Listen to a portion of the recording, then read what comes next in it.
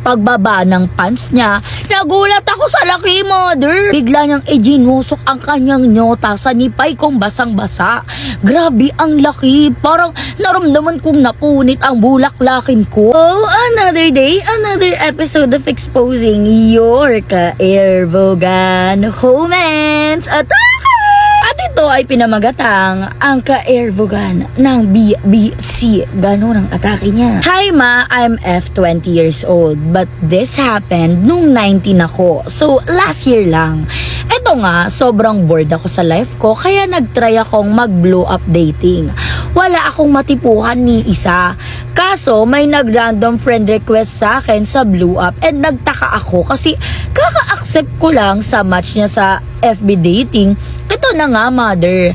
I accepted his friend request. This guy is a medtech and also a biology grad din. He's a 5'9", 5'7" pala. He's 5'7", 29, BBC te. What a gap ng age namin. Ayun nga, nag-message siya sa akin na mag-meet up raw kami. Sabi ko, sige, pero in public place. Kasi mas safe. Kaso ang sabi niya, sa place na lang daw niya. Malapit lang naman sa school, pero umayaw ako kasi iba yung kutob ko eh. May pasabi-sabi pa sa ate mo na religious person para lang pumayag na outside kami mag-meet. Kesyo ganyan, bumigay din ang auntie nyo. Kasi pumunta ako ng school noon at bigla akong nagka-allergy reaction sa nakain ko. Ngayon naman, to the rescue siya na iyahatid niya na lang daw ako sa bahay namin para safe ako makauwi at pumayag naman ako kasi hindi nagre-reply yung dapat susundo sa akin. Ayun na. After ako maihatid and all, naging okay na kami and makalipas ang isang araw, pumayag na akong makipag-meet up sa place niya. Since pumunta ulit ako ng school, pagdating ko sa place niya, sinabi ko na nagsuswell pa yung paa ko sa allergies. Kaya ginawa niya, hinilot niya. Ang yabag naman, may ano pa, may ganyan pang act of service. Grabe ang sakit, pero shoota, na-airvogan ako sa paghilot niya ng paa ko. Ate, ano yan? Ano ka ba namang ngipay ka? Pati sa simpleng gesture na hilot sa paa, nagwewet ang ngipay. At ayon, pagkatapos ng hilot, nahiga kami sa kamamari at nanood. After ilang minutes, tumigil siya sa panonood at bigla niya akong niliptalan. Kaya tinulak ko siya, pero tinuloy niya pa rin hanggang sa naghubaran na kami, ate ko. Pagbaba ng pants niya, nagulat ako sa laki, mother. Nakahiga ako noon, missionary ang posisyon namin. Bigla niyang ijinusok ang kanyang nyota sa nipay kong basang-basa. Grabe ang laki, parang naramdaman kong napunit ang bulaklakin ko. Pagkatapos ng posisyon na yun, pinadapa niya ako at hindard fuck talaga ti. Sobra sa sagad ang kanyang nota sa akin. Pagkatapos ng madaling posisyon, ate ko, ginutok niya sa loob ko. Ay, sa likod ko. Sorry naman. At may pa-aftercare hindi lang isang beses to nangyari. Mga 3 beses. Hindi lang yun ang nangyari, may part 2 pa. Threesome naman to, kasama ang kaibigan niyang BBC rin. Abang, so it means, my part 2! Maya-maya say niya, "Pawak bebe." Nung una ayoko, kasi baka may makakita. Oh, another day, another episode of exposing your ka-Airvogan Homens. At ito ay pinamagatang damuhan. Yes! I'll just name this damuhan. Recently lang to nangyari and natatawa pa rin ako kapag naaalala ko siya. So, ito na nga. May boyfriend ako na taga-ibang munisipyo and minsan lang kaming magkita. Mga ilang beses lang sa isang buwan. Siya ang first time ko. Nagkakilala kami kasi kaibigan ko, kaibigan niya rin. Ito na nga, nung nakaraan umuwi siya dito. Tapos, ang plano namin sana, dito siya matulog sa bahay at manood kami sa Lock TV ng Avatar The Last Airbender Season 2. Atake sa buhay naman, napasok pa yun. Ang kaso, hindi siya pinayagan ng Muji ng friendly namin kasi delikado nga raw yung sityo namin, which it's true naman. Ang ginawa namin, sinundo na lang ako ng friendly naming dalawa para hindi mahalata na siya yung kasama ko kasi may CCTV sa kwarto namin. Tapos, ang paalam ko pa sa mga QO sa Balor nun, sa Pulawan. Ha? Sa Sa Pulawan lang ako pupunta. Ito na nga, nasundo na ako. Nung nakatayo na kami, by the way, kasama pala siya na sumundo sa akin. Nung nakatayo na kami, nagyaya siyang maglakad-lakad. Iniwan na kami ng kaibigan namin. Pumayag naman ako kasi mahilig ako sa ganuan. Talaga, me time, bebe time, kaming dalawa lang. Bakit? Okay lang yan. Punyeta ate. Maya-maya, naghahanap na siya ng matambayan daw. Sumunod ako kasi akala ko, usap lang, ganito, ganyan. Nakahanap kami eventually. Pero ate, sa tabi ng libingan ng mga Muslim yun. Ayun na nga, umupo na kaming dalawa sa damuhan. May mga puno sa naharang doon. Nagsabi siya agad na, namiss kita.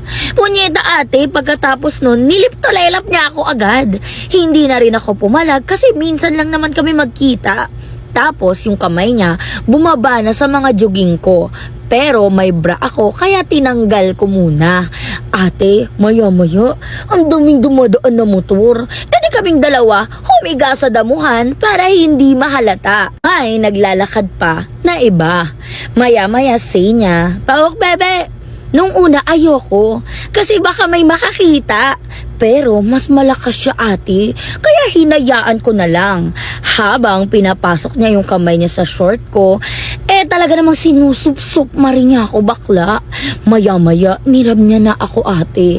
Jumujungol ako habang naglilip-tulelap kami.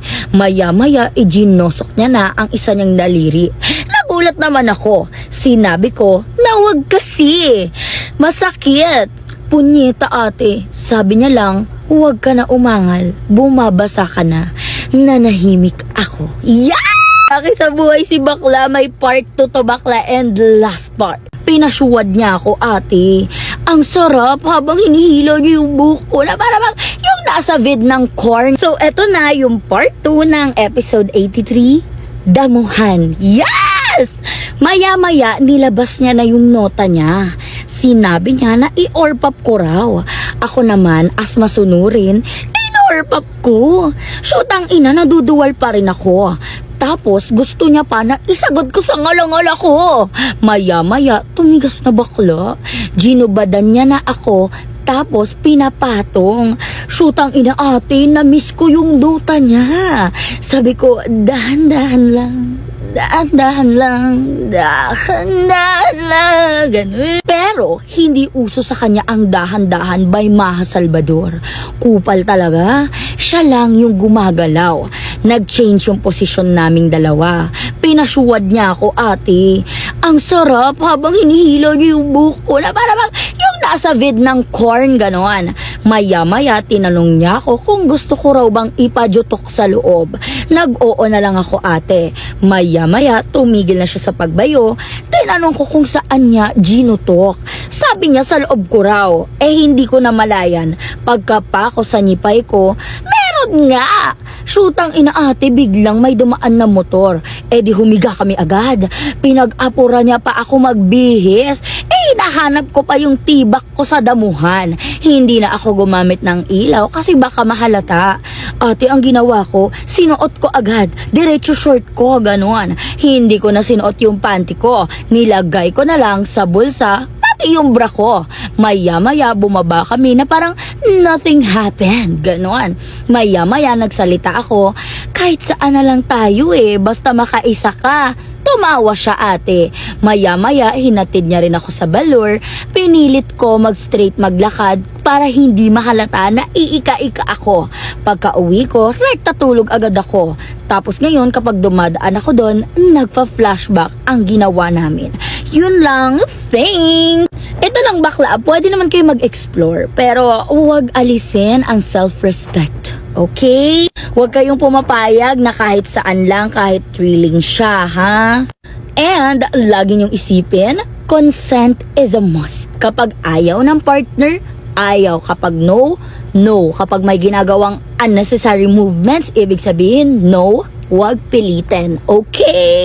So, yan lang. Ganyan lang ang kanyang comments. And kung gusto nyong makabasa o mauna dito sa mga pinapanood nyo, mga binabasa kong mga storya nyo, ate, sinasabi ko sa inyo, sumali na kayo sa Blue Up group natin. Divine, ang pangalan ay Homicides. Yun lang. Bye! Kung naglilip to lelap na kami, biglang tumapat yung CCTV sa amin, ma. Over to the max yung takot ko. Kung ino-orp up ko na siya, ma, biglang tumapat na naman yung CCTV sa amin. At dun na kami huminto dahil tumawag na yung mami niya at sabing, bababain kami. So, another day, another episode of Exposing your Kairbugan Humans. At ito ay pinamagatang CCTV ni Mudra. Yeah! Meron po akong kafubo. Mas bata siya sa akin ng 1 taon. So, this is the second time na magbobonahan kami, ma. Chinat niya ako, nagumora daw ako sa kanila. At doon na raw kami sa kwarto niya, tambay lang daw. Pero syempre, hindi naman tayo tanga para isiping tambay lang yung gagawin namin. Dahil meron nang nangyayari nung una pa lang. So, fast forward, nagpasundo ako, ma. At sinundo niya rin ako. Nung nasa gate pa lang kami, say niya, wait lang, check na lang daw kung nasa baba yung mommy niya. At pag-akyat niya, nagulat siya. Nandun sa kwarto niya nakahiga yung kapatid niya. Eh di bumaba siya ulit. Sabi niya, sa sala na lang daw kami nagagawa ng kasalanan. Hindi pala kasama. Tatakpan niya raw yung CCTV, ma. Pagkatapos noon, nakapwesto na kami sa sala. Umpisa na. Patugtog muna that time kasi, ma, ginagawa ko research ko kaya hindi ko siya gaano kinakausap. Tapos, ma, akala ko nagbabasa lang siya sa CP niya.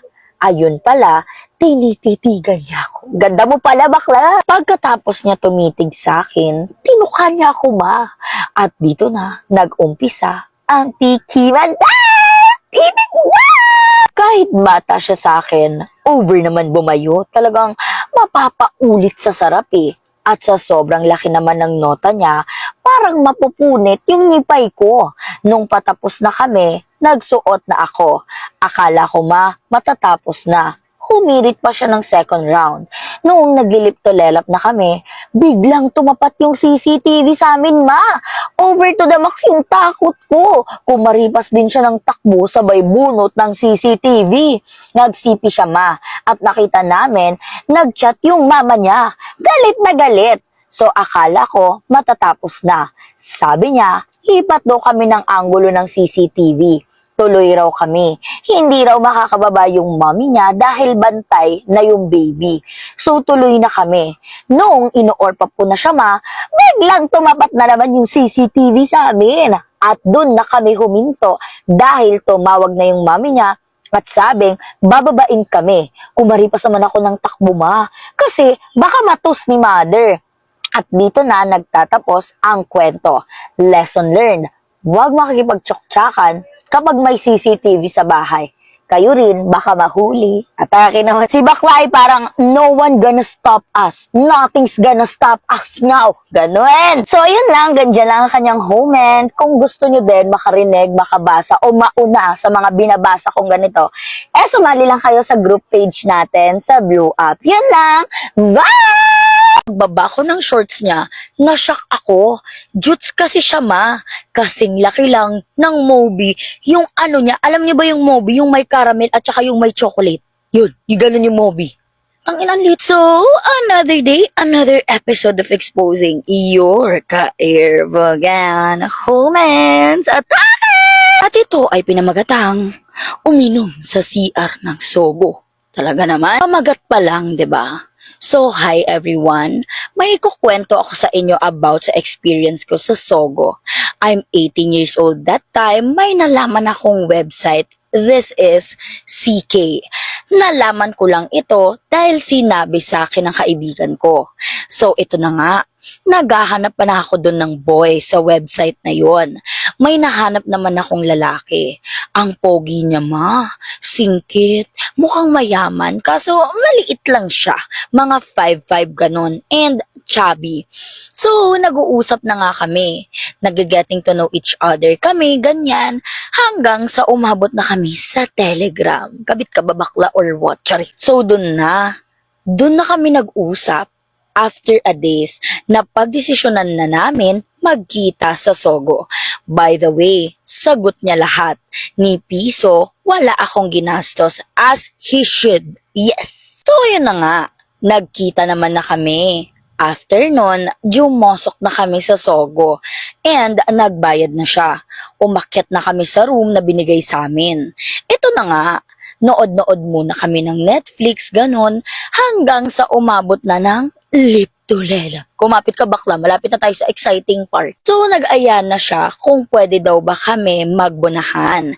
Sabi ko naman, go, go, go! Bakla, pagbaba ko ng shorts niya, nashock ako. Jutes kasi siya kasing laki lang ng Moby. Yung ano niya, alam niyo ba yung Moby? Yung may caramel at saka yung may chocolate. Yun, yung ganun yung Moby. Ang inalit mo. Pero ako, go pa rin. Ginubo ko muna. In fairness, mabango. At walang gubat bakla. Back to the story, pagkatapos kong i-or pop, nagkemehan na kami. Hindi mapasok-pasok yung nota niya kasi sobrang liit. Halos 30 minutes kaming nagjojosokan. Hindi talaga jumujosok. So sabi niya sa akin, wala bang butas yung kepyas mo? Ako na warshock. Na warshock talaga ako Para bang kasalanan ko na maliit yung nota niya. Pagkatapos nun, inorpap ko na lang siya hanggang sa labasan siya. Nilabasan naman siya. After nun, nood-nood muna kami sa Netflix ulit. Habang nanonood kami, sabi ko sa kanya na nauuhaw ako. Can you buy me a water? Tapos, inisnab niya lang ako. Ang ginawa ko, jumusok ako sa CR ng Sogo at doon ako uminom ng tubig para lang mawala yung uhaw ko. After nun, nag-check out na kami. So far, binook niya naman ako ng Grab. Nakakaloka yung pangyayari na yan. Di na makikipag-meet up ulit. So, dito lang ang aking comments. Sana mapansin mo to Atake ko. Bakla, alam nyo, isa sa pinaka-importanting bagay na dadalin nyo ay bukod sa sarili at nyondom ay pera, ate. Pera, oo. Tsaka kung makikipagbunahan kayo, huwag nyo kakalimutan na bumili ng tubig. Kasi walang bibili niyan para sa inyo, lalo na kung wala naman kayong relasyon. Si bakla, nakakaloka, sobrang over nang uminom ka sa CR ng Sogo para lang maibsan yung uhaw mo. May libreng tubig doon. Am I right? Ay, sorry naman. Sobra namang alam yan. So, ayun lang. Hanggang dyan nga lang ang kanyang comments kagaya ng sabi niya. And kung gusto niyo ulit makabasa o mauna sa mga kinukwento ko, ate, sumali ka na sa group natin. Yun lang! Bye!